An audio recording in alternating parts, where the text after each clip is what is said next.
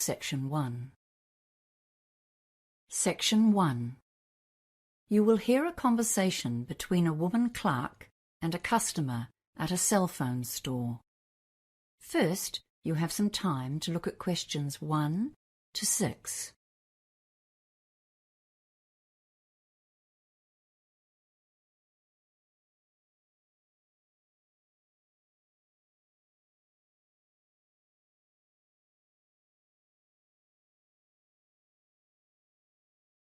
Now we shall begin. You should answer the questions as you listen, because you will not hear the recording a second time. Listen carefully and answer questions 1 to 6. Good morning. What can I help you with today? Well, I've just moved here, and I need to get a new cell phone number. Okay, we've got both prepaid plans and 24-month contract plans. I'll only be here for a year, so I think a prepaid plan is better. Can you tell me something about those? Of course. We've got a number of different plans. But first of all, I should just mention that none of them come with handsets. You'll just be buying a SIM card, and you can replace the one in your old phone. Yes, that's perfect. So how much are the SIM cards? Well, the expense isn't really in the card. To use it, you'll need to set up a plan, and that can range from just over $10 a month upwards. The card itself is just $2, and that gives you about 15 minutes of local calls. Okay.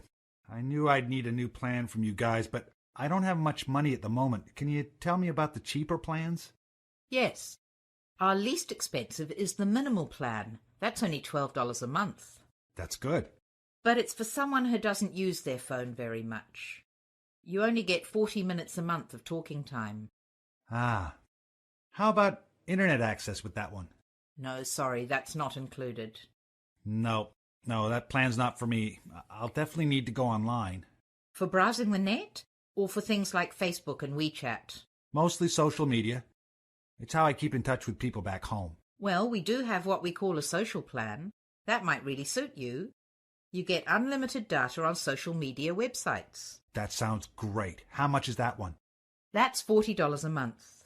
But you get 200 minutes of talking time, 500 texts, and 2 gigabytes of data, which is about 15 hours of watching videos and thousands of photo uploads. Well, I do upload lots of photos for my friends back home, so that's fine. But I'm worried that I'll need more text than that. Do you have any plans with unlimited texting? Well, there is one other plan. On that one, you choose 5 people or 5 phone numbers, and you can talk to or text them as much as you want. That's called the Friends and Family plan. Okay, that sounds like the one for me. What's the catch? Well, it's not exactly cheap. That plan costs $70 a month, but it does come with 3 gigabytes and unlimited texts, as well as your 5 designated people. That's a bit too pricey for me, but I do like it. Can I choose a cheaper plan now and change after I find a job? Oh yes, you can just come in and let us know whenever you like. It's also possible to log into our website and manage your account yourself online. Before you hear the rest of the conversation, you have some time to look at questions 7 to 10.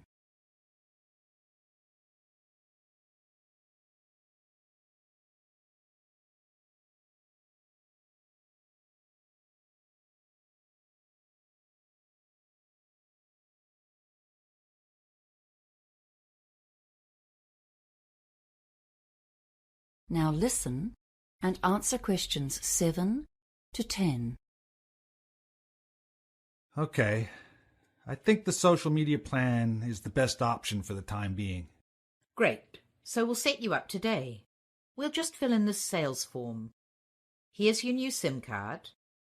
I'll just need to record the number for you. Can you read me that number on the top left-hand side of the card? It's your new phone number. Yes. It's 047-877-9233. Okay, I got it. So remember, that's your new number, so you should write it down as well so you can inform your contacts. Hold on to this package that the SIM comes in. There's information on that about how to contact us, just in case your phone gets lost or something like that. Oh, yes, that's important. So next, I'll need your name. Sure, it's Stephen. That's Stephen with a V. And my surname is Conway. That's Conway. Okay, that's cool. And your address, please? Well, at the moment, I'm living in temporary accommodation. Once I've found work, I'll be moving to a different place. Do you think that matters? Well, not really for now. But please let us know when you get a permanent address, okay? Yes, fine. So I'll give you my current address for now, then. It's 375 Thompson Avenue. Is that spelled Thompson? Yes, that's right. It's in Green Park. Ah, yes, okay. So the total for today is $42.50. That's the SIM card and the first month's plan. So just to confirm, I'll be able to get the SIM card today and start using it immediately? Yep, you've got the SIM card already. Oh, yeah, right, sorry. Now let me see if I have enough cash. 10, 20, 30. No, it doesn't look like I have enough. I guess I'll have to put it on my credit card. Here you are. No problem. Just a moment. So just sign here, please.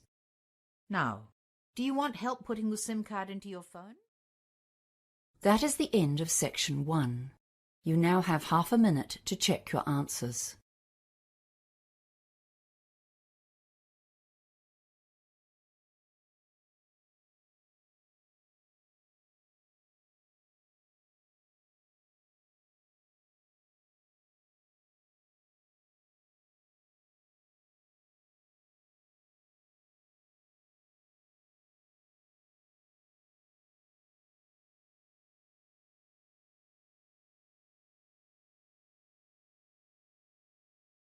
Now turn to section 2.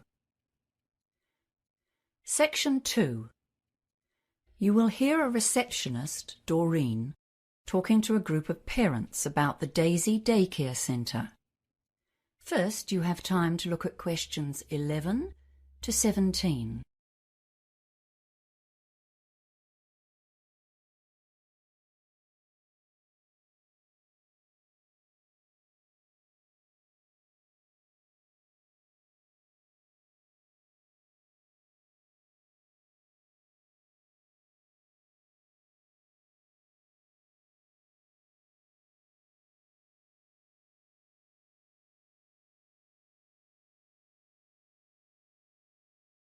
Now listen carefully and answer questions 11 to 17. Hello, everyone. I'm Doreen, the receptionist at the Daisy Childcare Centre. Thank you all for coming to our open evening. I'll just show you round and tell you a bit about the place. First of all, I will have to ask you to leave your sneakers and sandals, etc. here on the shoe rack, just inside the main door. You know how the young ones love crawling around the floor, so our policy is no street footwear inside. As you can see, our facility is very open plan. There are lots of different activity areas, and we like to have pretty good visibility throughout the centre. This central area to the left is where we all gather for stories, songs, and some games. That's why the big circular carpet is there. Everyone comes to sit there 2 or 3 times a day. I can see some of you looking at our TV. Some parents worry that we might just dump the kids there to watch rubbish all day, but of course that's not the case. In fact, we only use it occasionally. For example, we use it if we have a story on a DVD, and then we get the kids to do a bit of acting based on that. That bookcase there beside the TV gets a lot of use, though. Some of the older kids choose to sit and read or look at picture books in their free time, but we never allow them unsupervised TV. If you look along the wall on the far side of the little gate leading into the main room, you can see our kitchen play area. It has lots of utensils, pots and pans. And that cupboard closer to the corner is the dress-up cupboard. That's a very popular area, with the boys as well as the girls. You'd be surprised how much the boys get into acting and make-believe. Now over here, opposite the gate and behind the big lunch table, are the sinks and the painting area, and then the doors to the outside. To the right of those outside doors, you can see hooks and little cubby holes on the wall for coats, bags, and outdoor shoes. The children can keep slippers in there, but most of them run around indoors in their socks or bare feet. If you can bear it, I think we should pop out into the cold for a moment to have a look round outdoors. We'll just stay under the veranda. The sand pit is over there at the far left of the outside area, and that box next to it is storage space for buckets and spades, and lots of trucks and diggers to push around or even ride on. The slide beside that is popular, and so are the 3 climbing walls over by the fence. Some parents think that's a bit adventurous for preschoolers, but the older ones love them. The ground is covered with bark, so it's not a harsh surface when they do fall. The ordinary swings and a tire swing are here in front, where we can keep an eye on everyone, and then the chickens are way over on the far right, so they can have a bit of peace and quiet occasionally. Okay, so let's go back inside, and I can talk about our rules and policies. Before you hear the rest of the talk, you have some time to look at questions 18 to 20.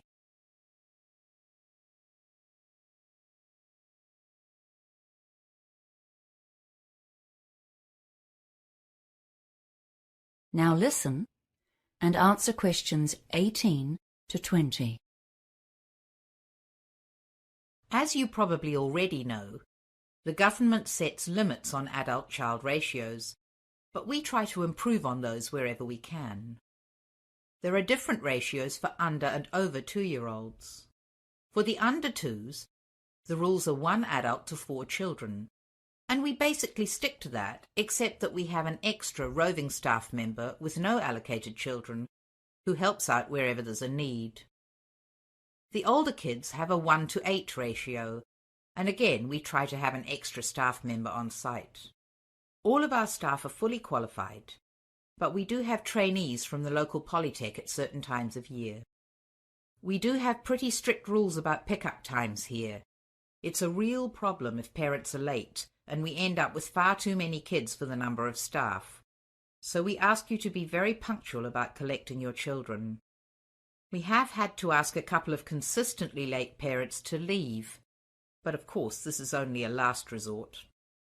We have quite a long waiting list here, especially for the over 2s, but you're welcome to put your name down. The average lead time is usually about 9 months, but sometimes we get unexpected vacancies. For example, maybe a family has to move to another city for work or something, so their child is withdrawn. This means, if you're lucky, your child could be admitted in 3 months or so. Now, are there any questions? That is the end of section 2. You now have half a minute to check your answers.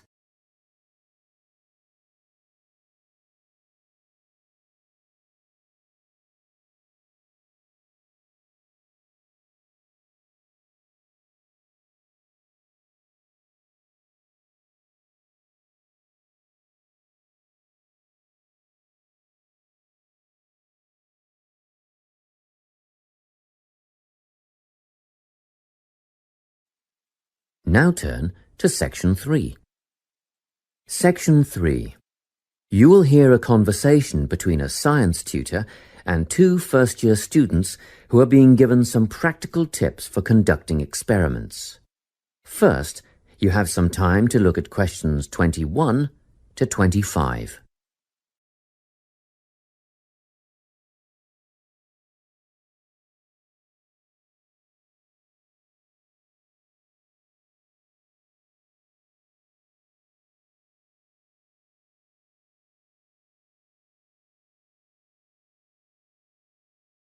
Listen carefully and answer questions 21 to 25. Now, Vincent and Tessa, I've asked the 2 of you to come and see me because I'm a bit concerned after that incident in the science lab last week. I realise that neither of you have had much experience in a laboratory before. Well, we mostly just studied theory at high school. and we rarely got the opportunity to carry out any experiments. Fair enough, but we must all abide by certain safety procedures. The last thing we want is for one of our students to get hurt. We understand that. Our priority is to make sure that the chemistry laboratory is a safe place, and actually, accidents can easily be prevented if you just think about what you're doing at all times. It sounds simple enough. It is if you always use good judgment, observe safety rules, and follow directions. We've read the rules on the poster inside the lab. And yet last week you were seen working in the lab without eye protection. What do you mean? I was wearing my glasses. Prescription glasses are not safety glasses. You must always wear the goggles provided. You'll find they fit quite comfortably over your ordinary glasses. Oh, I see. Just make a habit of putting them on before you start, and keep them on until you are finished. And another thing, never eat or drink while in the laboratory. What? Not even water? Not even water. At least not until after clean-up. Then be sure to wash your hands thoroughly with soap and hot water, and dry them on a clean towel first.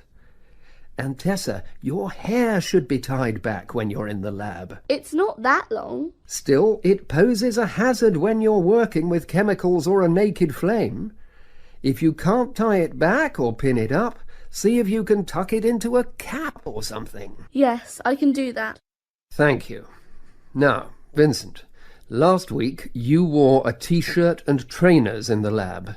The rules clearly state that long-sleeved shirts and leather shoes must be worn. Oh, yes, I remember. I was late getting back from sports practice and I didn't have time to change. Well, it mustn't happen again. Okay, I'll see that it doesn't. Good. As for the rest of the safety precautions, refer to the safety poster inside the lab and you shouldn't have any problems. Before you hear the rest of the conversation, you have some time to look at questions 26 to 30.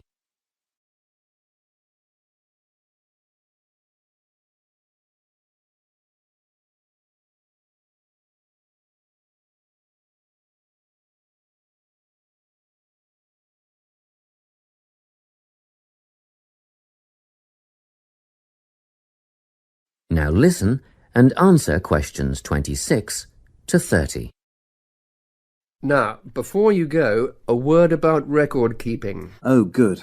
I was going to ask you about that. What's the best way to keep track of what we're doing in the lab? Well, obviously all your observations should be written down.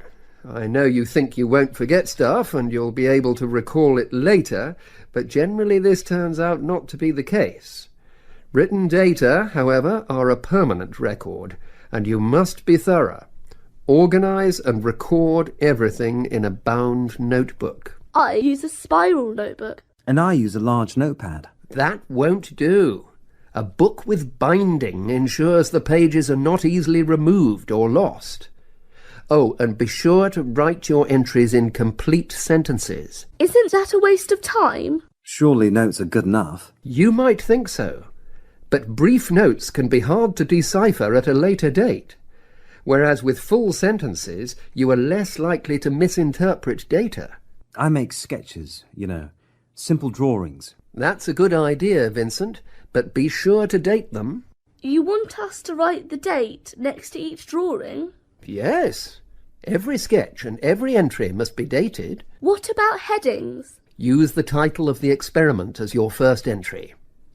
When you have completed your observation entries, answer any questions that have been posed, and then, finally, write your conclusion. How do we write a conclusion? Do we need to repeat things like the questions and our findings, or the time it all took? Just write your own ideas or feelings about the experiment as the conclusion. Oh, and remember to sign it. Well, that's all I have time for today. If you have any questions, ask the lab assistant or come back to me. That is the end of section 3. You now have half a minute to check your answers.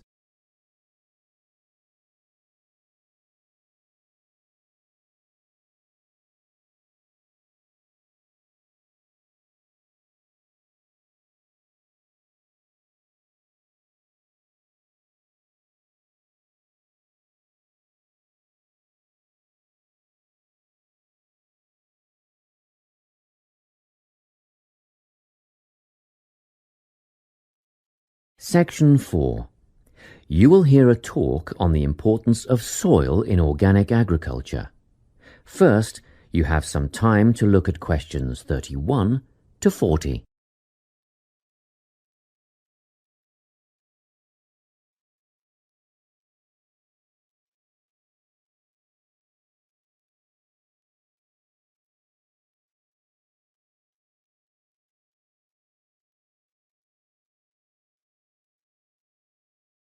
Listen carefully and answer questions 31 to 40. Welcome to this talk on soil science and organic farming. Dirt, soil, earth, loam, mud or dust, it doesn't matter what you call it, is of primary importance in the production of food and other crops. Most people think of it just as a substrate or medium in which plants grow, but it's more than that. It's actually a living entity. Or it should be if it's healthy, and human health is affected by the health of the soil. Healthy, living soil is literally crawling with life. There are the obvious earthworms, which burrow in the soil and help to aerate and improve it, beetles and other hard-backed insects, and various invertebrates like centipedes. Then there are fungi and bacteria, also living forms. Healthy soil needs food, air, and water to help plants grow. And the more nutrients in plants, the more available for humans and livestock. It stands to reason, therefore, that plants grown in poor soil will have few nutrients to pass on to the consumer, whose well-being will be worse off over the long term. So, where do plants get their nourishment? Most of it comes from the soil. Some nutrients are made up of minerals from the earth, while others come from dead plant and animal matter, which is broken down over time by the living insects and other organisms in the soil. Plants depend on these little living creatures to convert minerals and other vital elements into a utilizable form that can be taken up by the plants. And it's a synergistic relationship. In turn, the plants assist those helpful organisms by releasing sugars and enzymes back into the soil. Before I go any further, let's take a look at the structure of soil. Now, if you look at the diagram, you will see that soil is made up of many different layers. Let's start at the bottom. This is the bedrock under all the other layers. The layer above that is called regolith. Here, the bedrock is slightly broken up, but plant roots don't penetrate this layer. Moving up the chart to the next layer, we come to the subsoil, which contains clay and mineral deposits. On top of that is the alluviation or leaching layer. This is quite light in colour and is mostly just sand and silt. As we get near the surface, we find the topsoil. You will hear a lot of talk about topsoil amongst farmers and other agriculturalists. It's the most important layer of all because it's where seeds germinate and roots grow. Now, at the top of the chart, you will see a comparatively thin layer. This is organic matter that is still in the process of decomposition. It mostly consists of leaf litter and humus. Just think of the surface of the forest floor, partly decayed leaves and twigs, that sort of thing. As you can imagine, good soil forms very slowly over time, but it can be lost very rapidly through erosion. And, in addition, soil quality can be affected by pollution due to anything from industrial waste to the artificial fertilizers used by conventional farmers, which have been shown to suppress the diverse life forms in the soil. This is why organic agriculture is the way of the future. Let's take a quick look at the conventional system, which is often based on monoculture, the production of a single large crop. It relies on chemicals for fertilizer and pest control. It is also becoming an increasingly common practice to use genetically engineered seeds. And more chemicals are used to control insects and fungi, which attack crops in storage and during transportation. Also, did you know that there is no requirement for conventional growers to maintain records of their production practices? Organic growers, on the other hand, choose the most environmentally friendly options for dealing with pests and disease problems, working towards prevention in the first place. Some of the strategies they employ include alternating the crops grown in each field. as opposed to monocropping. Because different plants add different nutrients to the soil, by rotating crops, the soil is naturally replenished. This can do away with the need for pesticides, because the problem insects' life cycles are naturally interrupted. Surrounding crops with green waste can not only conserve moisture in the soil, but it can prevent weeds from springing up, and it also feeds the beneficial microorganisms. When it's ploughed under, it feeds the soil by building more organic matter. Organic farmers often release beneficial insects as predators, which precludes the need for artificial pesticides. Animal manure, combined with green waste materials, correctly composted to kill pathogens and weed seeds, fertilizes the soil in a way that encourages life rather than suppressing it. And, by the way, use of manure in organic farming is highly regulated. In fact, all agricultural inputs are evaluated for their long-term effects on the environment, regardless of whether they are synthetic or natural. To sum up, organic farming is the only sustainable way of feeding the people on this planet and keeping both the planet and the people in good health. That is the end of section 4. You now have half a minute to check your answers.